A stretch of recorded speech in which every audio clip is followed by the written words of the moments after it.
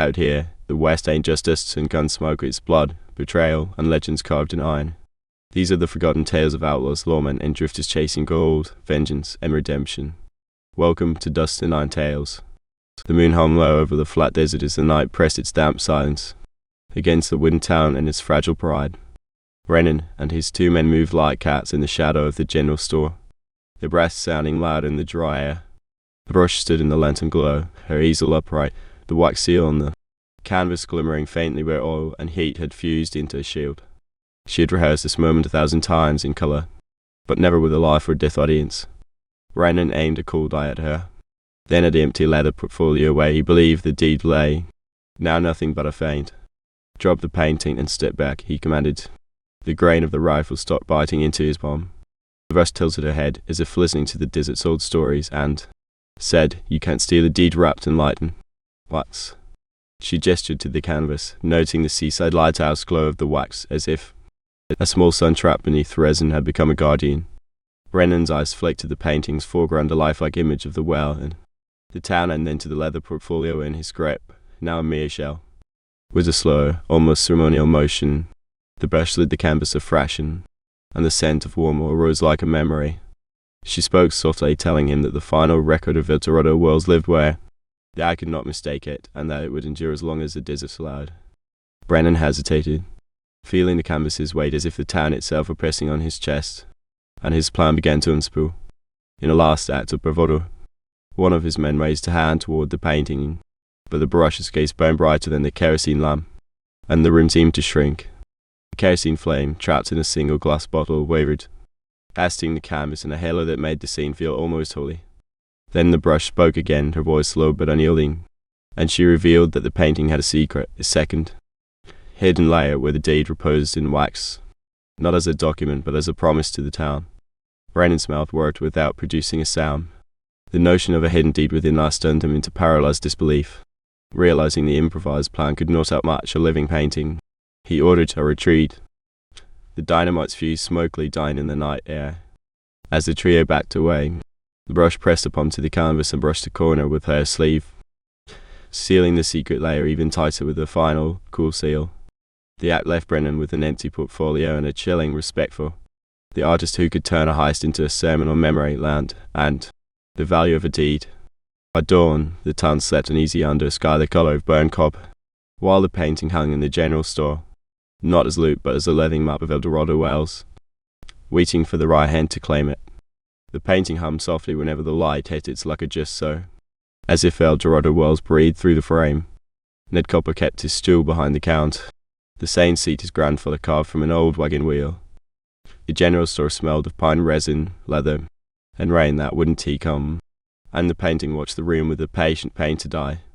It wasn't loot to be stolen, it was a living map, a rumour with veins of gold leaf that shifted when the right hand approached. At 3 o'clock, a draft slipped through the door and coaxed the map to reveal a new street that hadn't existed the day before. Ned learned to read those shifts the way a sailor learns the tide, by listening to the woods, listening to the canvas, listening to the coins in his pocket. The right hand, it seemed, belonged to somebody who could read without a book, someone who kept their scars hidden and their questions louder than their bravado. People came and went, buying snuff and more support, while the painting kept its counsel about wells and shortcuts and the lie of easy gold. A pale drifter in a worn felt hat pressed his sleeve to the frame, nearly touching the canvas, and the map pulsed beneath his fingertips like a heartbeat. The drifter drew back, but not before the frame flared with a fever orange, as if an ember had lit inside El Dorado walls. "I've seen this town in a dream," he muttered, and the painting offered him a street that curled toward the back of the store, where crates stood stacked like waiting animals. Ned slid a wary glance toward the drifter and weighed the risk of inviting fortune into a place where luck never stayed long. The map, when kissed by the right hand, showed a river that ran uphill and a canyon that smiled with stone teeth, guiding a traveler to a spring of clean water and truth. "Not yet," Ned said aloud, more to himself than to the stranger, as if he could bargain with fate by simply naming it. He slid a finger along the gilded edge and felt the tremor travel from knuckle to shoulder, a memory of a promise made in a long-vanished mine. The painting grew warmer, the colours deepened, and a new waypoint appeared. El Dorado Wells' hidden gate, guarded by nothing but the ghost of a compass needle. The drifter stepped back, cheeks pale, and whispered that his name was Lark, which seemed to please the map as if it had been waiting for a person named Lark all along. It took a breath that tasted of old coins and dust, and offered Lark a chance to prove the claim with a small act of trust rather than a big risk of greed. The right hand, now known to be Lark's hand, hovered over the frame, and the painting accepted the touch like a long-delayed apology, revealing a path that led down through the back room and out into the heat. In the alley behind the store, the pavement cooled for a moment as the map trail turned sapphire, and Ned knew that the Dorado wells would either bless their next step or swallow it whole. The air snapped back with a cool snap, as if someone had released a held breath inside the canyon. Ned rose slowly, eyes tracking the blue thread that now threaded along the rock like a thread of ice. "Stay close," he whispered, though the word felt louder than his heartbeat. Marina moved beside him, her fingers lightly touching the map as if to coax it to truth. The canyon widened into a bowl of moonlight and shadow, and in the center lay a pool that reflected the trail in reverse. A faint ripple ran across the water, and something beneath the surface stirred like a memory waking up. The sapphire line stretched toward a narrow ledge that disappeared into a crack between two cliffs. Ned knelt and traced the line with a gloved fingertip, counting paces in his head. "If we slip here, we fall into the pool and wake the old map's curses," Marina warned, half joking, half serious. He smiled with teeth gritted, accepting the risk as part of the bargain they had made with the desert. They stepped onto the ledge in a single, careful breath, the rock singing under their weight. A gust came from the abyss and carried with it the scent of rain and mineral. The trail well's sapphire glow intensified, guiding them toward a corner where the cliff opened to reveal a carved door. The door wore a seal of quartz and bone, etched with constellations that seemed to rearrange themselves when you looked away. Ned pressed his palm to the cold stone, and the door trembled open with a sigh like ancient lungs waking. Beyond lay a chamber taller than a man, filled with the echo of falling water and the chime of coins long buried. At the far end rested a pedestal with a single vial that shimmered the same sapphire as the trail. The map hummed in Ned's pocket, as if choosing its own moment to reveal the route onward. He stepped forward, catching Marina's eye, and they moved as if two notes in a tune that needed no conductor. The door closed softly behind them, sealing the blue light inside as the chamber whispered promises and threats in equal measure. The air tasted metallic, and something like frost slid over their skins. A panel slid shut somewhere deep in the walls, sealing their footsteps in a soft orchestra of echoes. The blue light pulled around their boots, casting long shadows that looked human and not. "Are you seeing this?" One of them whispered, voice too small for the chamber's dimensions. The other nodded, lips pressed tight, hands tracing the runes etched into the floor. The runes pulsed faintly, answering with a memory of heat that warmed their palms. A low hum rose from the floor, as if the ground itself breathed in time with their hearts. The chamber offered a choice, a corridor of doors opening and closing in the same breath. They stepped forward, every decision recording itself in the air as a silver thread. The thread tugged at them in turns, pulling toward truth or toward shelter, depending on their fear. A whisper skated along their ears, a syllable they almost recognized as a name. The name belonged to someone they thought disappeared years ago, or maybe never existed at all. A silhouette detached from the blue glow and stood at the edge of perception, neither fully there nor not there. It offered a map that could show where their choices would lead, if they dared to trace it. They exchanged a look that said this mission would not end with a tired explanation. With a slow breath, they began to follow the map's faint lines across the ceiling, floor, and walls. The chamber answered by shifting gravity, so the ceiling became floor and the floor became a path they could walk on without thinking. The blue light intensified for a heartbeat and then steadied, a beacon that invited trust even as it deterred retreat. Somewhere a hinge groaned, and the air carried the scent of ozone and rain. Promises and threats braided together. They stepped through the next threshold with a shared breath counted again, chosen by courage more than chance. The air tasted like rain-washed ash and possibility. Light pulled along the floor in cool, uneven patches, as if the room remembered every footstep that had ever crossed it. They moved in tandem, listening for the rhythm that had guided them so far. A distant bell tolled once, then thrumped beneath their ribs. A heartbeat they shared without speaking. On the opposite wall, symbols bloomed and receded, dancing whenever their eyes settled. A hush settled over the threshold, the kind that makes sound turn a corner and vanish. They found a chair carved from a tree that looked neither old nor young, only patient. The chair held a weight, not of wood but of memory, and they sat as if it had always waited for them. From the ceiling, a thread of silver light descended and braided itself into their shadows.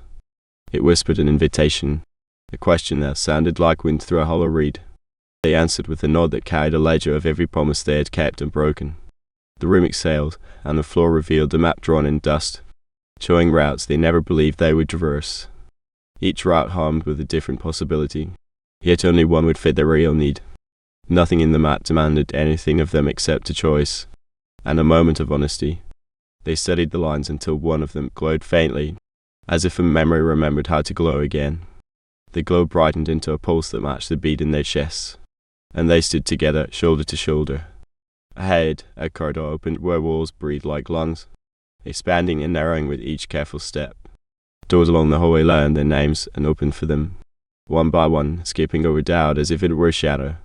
When the last door yielded, they found themselves before a window that looked inward, showing not the outside world, but the inside of their reasons. They stepped through that inward window and found the truth they had carried but never voiced, and the threshold closed softly behind them. They stepped through that inward window and found a room that breathed with its own slow gravity. The air smelled of rain, washed stone, and old paper, like a library after hours. Light crawled along the walls in soft, uncertain filaments, sketchy maps no one had asked for. They looked at each other and recognized the shadows as old friends, faithful witnesses to every unspoken truth. The clock somewhere ticked backward, and during the moments they had spent pretending, the truth they carried rose from their pockets as if it had learned to stand on its own feet. It did not roar. It spoke in a quiet insistence that made the room lean toward listening. It remembered the childhood snowfall, the way the air carried defeat and mercy in equal measure. The window they had left behind glowed with frost that spelled out their names in a language only the brave could read. They sank into chairs carved from lucid dream stuff, and the silence pressed them gently into honesty. The room offered a chair for every burden, and they took seats as if sitting down for a long, necessary talk. The truth spoke first now, not as accusation but as evidence, patient and precise. They found their voices again, not loud but steady, and tasted the relief that comes with naming what hurts. Outside, the ordinary world carried on, but inside, the ordinary rules reassembled themselves into something finer. The room rearranged its furniture to accommodate the confession, a sofa of mercy and a table of consequences. They realized the window was not a hinge but a hinge in memory, and stepping through had only unlocked the door within. The truth, once awake, settled into their throats like a song they had promised to sing. They spoke in unison at first and then in their own cadence, each sentence building a bridge to the next. When the last word was spoken, the threshold behind them stirred, not closing but transforming into a path they could walk together. They rose, light flowing back into their faces, and stepped forward into whatever came next. Finally unburdened enough to be seen, the corridor, once claustrophobic with whispers, widened as if exhaling its last secret. They found their own shadows shrinking at the edges and decided to step into the light they carried. Around them, the walls breathed with colors they had almost forgotten existed. A distant bell tolled once, and then silence folded itself neatly into a corner. One of them smiled first, a careful tilt of lips that felt like learning to breathe from a new palate. The other laughed softly, not at the joke of it but at the relief of simply being visible. With each step, their worries, like coins in a pocket, clinked out and rang against marble.